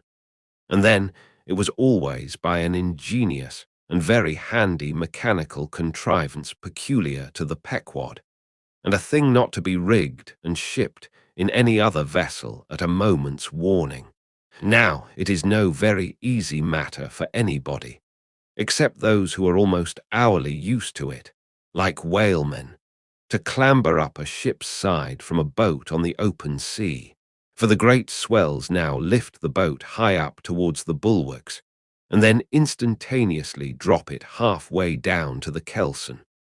So, deprived of one leg, and the strange ship, of course, being altogether unsupplied with the kindly invention, Ahab now found himself abjectly reduced to a clumsy landsman again, hopelessly eyeing the uncertain, changeful height he could hardly hope to attain. It has before been hinted, perhaps, that every little untoward circumstance that befell him, and which indirectly sprang from his luckless mishap, almost invariably irritated or exasperated Ahab, and in the present instance, all this was heightened by the sight of the two officers of the strange ship, leaning over the side, by the perpendicular ladder of nailed cleats there, and swinging towards him a pair of tastefully ornamented man-ropes. For at first they did not seem to bethink them that a one-legged man must be too much of a cripple to use their sea banisters. But this awkwardness only lasted a minute, because the strange captain, observing at a glance how affairs stood, cried out, I see, a vast heaving there. Jump, boys, and swing over the cutting tackle. As good luck would have it, they had had a whale alongside a day or two previous, and the great tackles were still aloft, and the massive curved blubber hook, now clean and dry, was still attached to the end. This was quickly lowered to Ahab, who at once comprehending it all, slid his solitary thigh into the curve of the hook. It was like sitting in the fluke of an anchor or the crotch of an apple tree, and then giving the word, held himself fast, and at the same time also helped to hoist his own weight by pulling hand over hand upon one of the running parts of the tackle. Soon he was carefully swung inside the high bulwarks and gently landed upon the capstan head. With his ivory arm frankly thrust forth in welcome, the other captain advanced, and Ahab, putting out his ivory leg and crossing the ivory arm like two swordfish blades, cried out in his walrus way, Aye, hearty, let us shake bones together, an arm and a leg, an arm that never can shrink, d'ye see, and a leg that never can run. Where didst thou see the white whale? How long ago? The white whale, said the Englishman, pointing his ivory arm towards the east and taking a rueful sight along it as if it had been a telescope. There I saw him on the line last season. And he took that arm off, did he? Asked Ahab, now sliding down from the capstan and resting on the Englishman's shoulder as he did so. Aye, he was the cause of it at least. And that leg too. Spin me the yarn, said Ahab. How was it? It was the first time in my life that I ever cruised on the line, began the Englishman. I was ignorant of the white whale at that time. Well, one day we lowered for a pod of 4 or 5 whales, and my boat fastened to one of them. A regular circus horse he was, too, that went milling and milling round so that my boat's crew could only trim dish by sitting all their sterns on the outer gunwale. Presently up breaches from the bottom of the sea a bouncing great whale with a milky white head and hump, all crow's feet and wrinkles. It was he, cried Ahab, suddenly letting out his suspended breath, and harpoons sticking in near his starboard fin. Aye, they were mine, my irons, cried Ahab exultingly. But on. Give me a chance, then, said the Englishman good-humouredly. Well, this old great-grandfather with the white head and hump runs all afoam into the pod and goes to snapping furiously at my fast line. Aye, I see, wanted to part it. Free the fast fish, an old trick, I know him. How it was exactly, continued the one-armed commander, I do not know, but in biting the line it got foul of his teeth, caught there somehow, but we didn't know it then, so that when we afterwards pulled on the line, bounce we came plump onto his hump, instead of the other whales. That went off to windward, all fluking. seeing how matters stood, and what a noble great whale it was, the noblest and biggest I ever saw, sir, in my life. I resolved to capture him, spite of the boiling rage he seemed to be in, and thinking the haphazard line would get loose, or the tooth it was tangled to might draw, for I have a devil of a boat's crew for a pull on a whale line. Seeing all this, I say, I jumped into my first mate's boat. Mr. Mounttop's here, by the way, Captain Mounttop. Mounttop, the captain. As I was saying, I jumped into Mounttop's boat, which, d'ye see, was gunwale and gunwale with mine then, and snatching the first harpoon, let this old great-grandfather have it. But Lord, look you, sir, hearts and souls alive, man. The next instant, in a jiff, I was blind as a bat, both eyes out, all befogged and bedeadened with black foam, the whale's tail looming straight up out of it, perpendicular in the air, like a marble steeple. No use sterning all then. But as I was groping at midday, with a blinding sun, all crown jewels, as I was groping, I say, after the second iron, to toss it overboard, down comes the tail like a lemur tower, cutting my boat in two, leaving each half in splinters. And flukes first, the white hump backed through the wreck, as though it was all chips. We all struck out. To escape his terrible flailings, I seized hold of my harpoon pole sticking in him, and for a moment clung to that like a sucking fish. But a combing sea dashed me off, and at the same instant, the fish, taking one good dart forwards, went down like a flash, and the barb of that cursed second iron towing along near me caught me here, clapping his hand just below his shoulder. Yes, caught me just here, I say, and bore me down to hell's flames, I was thinking, when all of a sudden, thank the good God, the barb ripped its way along the flesh, clear along the whole length of my arm, came out nigh my wrist, and up I floated. And that gentleman there will tell you the rest. By the way, Captain Doctor, Bunger, ship's surgeon, Bunger, my lad, the captain.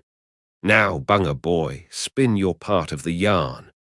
The professional gentleman thus familiarly pointed out had been all the time standing near them, with nothing specific visible to denote his gentlemanly rank on board.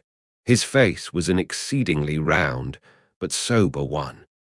He was dressed in a faded blue woolen frock or shirt and patched trousers, and had thus far been dividing his attention between a marling spike he held in one hand and a pill-box held in the other, occasionally casting a critical glance at the ivory limbs of the two crippled captains. But at his superior's introduction of him to Ahab, he politely bowed, and straightway went on to do his captain's bidding. "It was a shocking bad wound," began the whale surgeon, "and taking my advice, Captain Boomer here, stood our old Sammy." "Samuel Enderby is the name of my ship," interrupted the one-armed captain, addressing Ahab. "Go on, boy." "Stood our old Sammy off to the northward to get out of the blazing hot weather there on the line. But it was no use. I did all I could, sat up with him nights, was very severe with him in the matter of diet." "Oh, very severe," chimed in the patient himself, then suddenly altering his voice. "Drinking hot rum toddies with me every night till he couldn't see to put on the bandages, and sending me to bed, half seas over, about 3 o'clock in the morning. Oh, ye stars! He sat up with me indeed, and was very severe in my diet. Oh, a great watcher, and very dietetically severe, is Dr. Bunger. Bunger, you dog, laugh out, why don't ye? You know you're a precious jolly rascal. But heave ahead, boy, I'd rather be killed by you than kept alive by any other man. My captain, you must have ere this perceived, respected sir," said the imperturbable godly-looking Bunger, slightly bowing to Ahab, is apt to be facetious at times. He spins us many clever things of that sort. But I may as well say, en passant, as the French remark, that I myself, that is to say, Jack Bunger, late of the reverend clergy, am a strict total abstinence man. I never drink. Water, cried the captain. He never drinks it. It's a sort of fits to him. Fresh water throws him into the hydrophobia, but go on with the arm story. Yes, I may as well, said the surgeon coolly. I was about observing, sir, before Captain Boomer's facetious interruption, that spite of my best and severest endeavours, the wound kept getting worse and worse. The truth was, sir, it was as ugly gaping wound as surgeon ever saw, more than 2 feet and several inches long. I measured it with the lead line. In short, it grew black. I knew what was threatened, and off it came. But I had no hand in shipping that ivory arm there. That thing is against all rule, pointing at it with the marling spike. That is the captain's work, not mine. He ordered the carpenter to make it. He had that club hammer there put to the end, to knock someone's brains out with, I suppose, as he tried mine once. He flies into diabolical passions sometimes. Do you see this dent, sir? Removing his hat and brushing aside his hair, and exposing a bowl-like cavity in his skull, but which bore not the slightest scary trace, or any token of ever having been a wound. Well, the captain there will tell you how that came here. He knows. No, I don't, said the captain, but his mother did. He was born with it. Oh, you solemn rogue, you bunger! Was there ever such another bunger in the watery world? Bunger, when you die, you ought to die in pickle, you dog. You should be preserved to future ages, you rascal. What became of the white whale? Now cried Ahab, who thus far had been impatiently listening to this by-play between the 2 Englishmen. Oh, cried the one-armed captain. Oh, yes. Well, after he sounded, we didn't see him again for some time. In fact, as I before hinted, I didn't then know what whale it was that had served me such a trick, till some time afterwards, when coming back to the line, we heard about Moby Dick, as some call him, and then I knew it was he. Didst thou cross his wake again? Twice, but could not fasten. Didn't want to try to. Ain't one limb enough. What should I do without this other arm? And I'm thinking Moby Dick doesn't bite so much as he swallows. Well, then, interrupted Bunger, give him your left arm for bait to get the right. Do you know, gentlemen, very gravely and mathematically bowing to each captain in succession, do you know, gentlemen, that the digestive organs of the whale are so inscrutably constructed by divine providence that it is quite impossible for him to completely digest even a man's arm, and he knows it too, so that what you take for the white whale's malice is only his awkwardness. For he never means to swallow a single limb, he only thinks to terrify by feints. But sometimes he is like the old juggling fellow, formerly a patient of mine in Ceylon, that making believe swallow jackknives, once upon a time let one drop into him in good earnest, and there it stayed for a 12-month or more, when I gave him an emetic, and he heaved it up in small tacks, d'ye see. No possible way for him to digest that jackknife, and fully incorporate it into his general bodily system. Yes, Captain Boomer, if you are quick enough about it, and have a mind to pawn one arm for the sake of the privilege of giving decent burial to the other, why in that case the arm is yours. Only let the whale have another chance at you shortly, that's all. No, thank ye, Bunger, said the English captain. He's welcome to the arm he has, since I can't help it, and didn't know him then, but not to another one. No more white whales for me. I've lowered for him once, and that has satisfied me. There would be great glory in killing him, I know that, and there is a shipload of precious sperm in him, but hark ye, he's best let alone. Don't you think so, Captain? Glancing at the ivory leg. He is, but he will still be hunted for all that. What is best let alone, that accursed thing is not always what least allures. He's all a magnet. How long since thou saw'st him last? Which way heading? Bless my soul, and curse the foul fiends, cried Bunger, stoopingly walking round Ahab, and like a dog strangely snuffing. This man's blood, bring the thermometer, it's at the boiling point. His pulse makes these planks beat.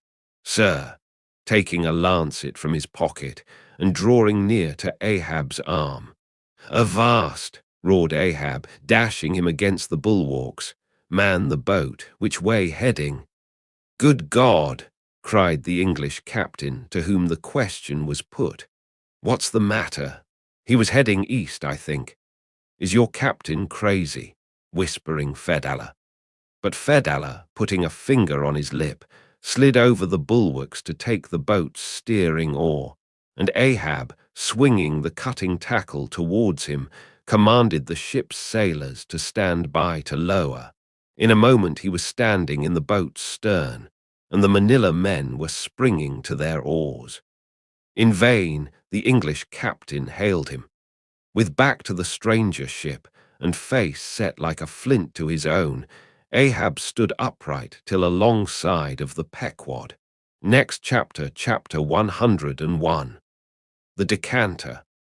Ere the English ship fades from sight, be it set down here, that she hailed from London, and was named after the late Samuel Enderby, merchant of that city, the original of the famous whaling house of Enderby and Sons, a house which in my poor whaleman's opinion comes not far behind the united royal houses of the Tudors and Bourbons, in point of real historical interest. How long, prior to the year of our Lord 1775, this great whaling house was in existence, my numerous fish documents do not make plain. But in that year, 1775, it fitted out the first English ships that ever regularly hunted the sperm whale, though for some score of years previous, ever since 1726, our valiant coffins and macies of Nantucket and the Vineyard had in large fleets pursued that Leviathan, but only in the North and South Atlantic, not elsewhere. Be it distinctly recorded here that the Nantucketers were the first among mankind to harpoon with civilized steel the great sperm whale, and that for half a century they were the only people of the whole globe who so harpooned him. In 1778, a fine ship, the Amelia, fitted out for the express purpose, and at the sole charge of the vigorous Enderbys, boldly rounded Cape Horn, and was the first among the nations to lower a whale boat of any sort in the great South Sea. The voyage was a skilful and lucky one, and returning to her berth with her hold full of the precious sperm, the Amelia's example was soon followed by other ships, English and American, and thus the vast sperm whale grounds of the Pacific were thrown open. But not content with this good deed, the indefatigable house again bestirred itself. Samuel and all his sons, how many, their mother only knows, and under their immediate auspices, and partly, I think, at their expense, the British government was induced to send the sloop of war Rattler on a whaling voyage of discovery into the South Sea. Commanded by a naval post captain, the Rattler made a rattling voyage of it, and did some service. How much does not appear, but this is not all.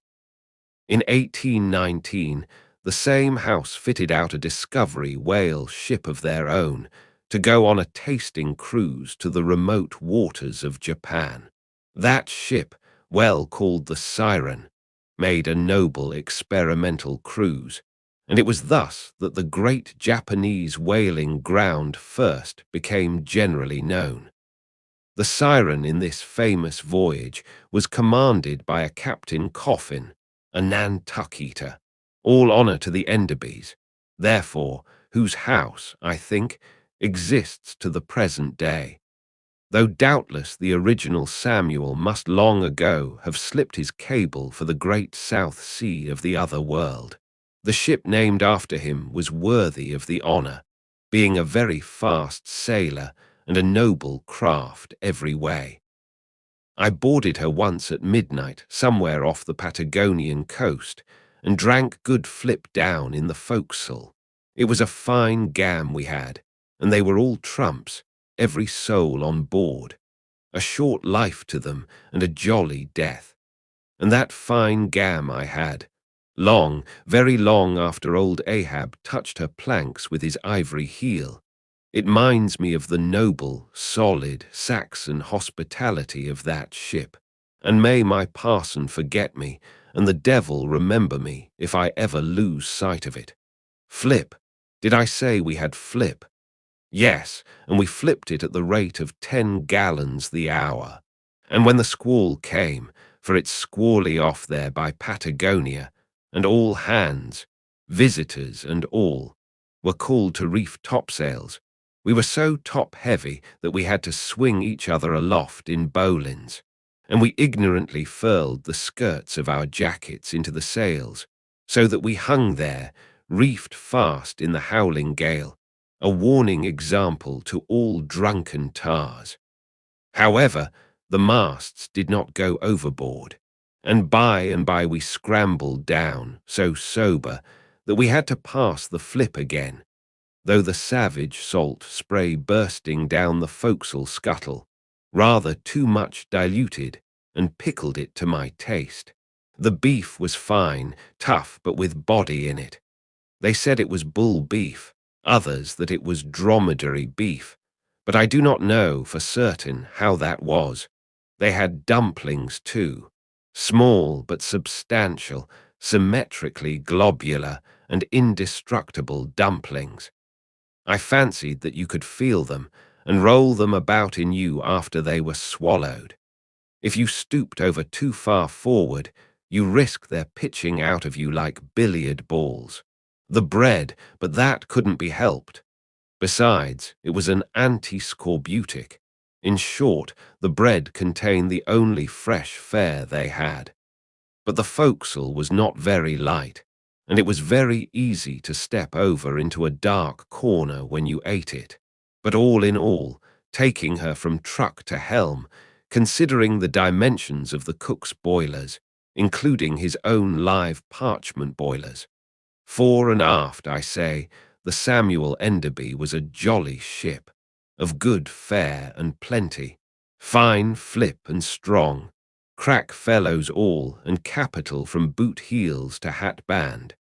But why was it, think ye, that the Samuel Enderby, and some other English whalers I know of, not all though, were such famous, hospitable ships, that passed round the beef, and the bread, and the can, and the joke, and were not soon weary of eating, and drinking, and laughing? I will tell you. The abounding good cheer of these English whalers is matter for historical research, nor have I been at all sparing of historical whale research, when it has seemed needed. The English were preceded in the whale fishery by the Hollanders, Zealanders, and Danes, from whom they derived many terms still extant in the fishery, and what is yet more, their fat old fashions, touching plenty to eat and drink. For, as a general thing, the English merchant ship scrimps her crew, but not so the English whaler. Hence, in the English, this thing of whaling good cheer is not normal and natural, but incidental and particular, and therefore must have some special origin, which is here pointed out, and will be still further elucidated. During my researches in the Leviathanic histories, I stumbled upon an ancient Dutch volume, which, by the musty whaling smell of it, I knew must be about whalers. The title was Dan Koopman, wherefore I concluded that this must be the invaluable memoirs of some Amsterdam cooper in the fishery, as every whale ship must carry its cooper. I was reinforced in this opinion by seeing that it was the production of one Fitz Swackhammer. But my friend Dr. Snodhead, a very learned man, professor of Low Dutch and High German in the College of Santa Claus and St. Potts, to whom I handed the work for translation, giving him a box of sperm candles for his trouble. This same Dr. Snodhead, so soon as he spied the book, assured me that Dan Koopman did not mean the cooper, but the merchant. In short, this ancient and learned Low Dutch book treated of the commerce of Holland, and, among other subjects, contained a very interesting account of its whale fishery. And in this chapter it was headed, Smear or Fat, that I found a long detailed list of the outfits for the larders and cellars of 180 sail of Dutch whalemen, from which list, as translated by Dr. Snodhead, I transcribe the following: 400,000 pounds of beef, 60,000 pounds Friesland pork, 150,000 pounds of stock fish, 550,000 pounds of biscuit, 72,000 pounds of soft bread, 28 firkins of butter, 20,000 pounds Texel and Leyden cheese, 144,000 pounds cheese, probably an inferior article, 550 anchors of Geneva, 10,800 barrels of beer. Most statistical tables are parchingly dry in the reading. Not so in the present case, however, where the reader is flooded with whole pipes, barrels, quarts, and gills of good gin and good cheer. At the time, I devoted 3 days to the studious digesting of all this beer, beef, and bread, during which many profound thoughts were incidentally suggested to me, capable of a transcendental and Platonic application. And furthermore, I compiled supplementary tables of my own, touching the probable quantity of stockfish, etc., consumed by every Low Dutch harpooner in that ancient Greenland and Spitzbergen whale fishery. In the first place, the amount of butter and Texel and Leyden cheese consumed seems amazing. I impute it, though, to their naturally unctuous natures, being rendered still more unctuous by the nature of their vocation, and especially by their pursuing their game in those frigid polar seas, on the very coasts of that Esquimaux country where the convivial natives pledge each other in bumpers of train oil. The quantity of beer, too, is very large, 10,800 barrels. Now, as those polar fisheries could only be prosecuted in the short summer of that climate, so that the whole cruise of one of these Dutch whalemen, including the short voyage to and from the Spitzbergen Sea, did not much exceed 3 months, say, and reckoning 30 men to each of their fleet of 180 sail, we have 54 Low Dutch seamen in all. Therefore, I say, we have precisely 2 barrels of beer per man, for a 12 weeks' allowance, exclusive of his fair proportion of that 550 anchors of gin. Now, whether these gin and beer harpooneers, so fuddled as one might fancy them to have been, were the right sort of men to stand up in a boat's head and take good aim at flying whales, this would seem somewhat improbable. Yet they did aim at them and hit them too. But this was very far north, be it remembered, where beer agrees well with the constitution. Upon the equator, in our southern fishery, Beer would be apt to make the harpooner sleepy at the masthead and boozy in his boat, and grievous loss might ensue to Nantucket and New Bedford. But no more. Enough has been said to show that the old Dutch whalers of 2 or 3 centuries ago were high livers, and that the English whalers have not neglected so excellent an example. For, say they, when cruising in an empty ship, if you can get nothing better out of the world, get a good dinner out of it, at least. And this empties the decanter, and that concludes our reading of Moby Dick, or The Whale. I hope you enjoyed it. If you did, please give this video a like. Share your thoughts in the comments, and subscribe for more free audiobooks. Don't forget the bell. Thanks for listening.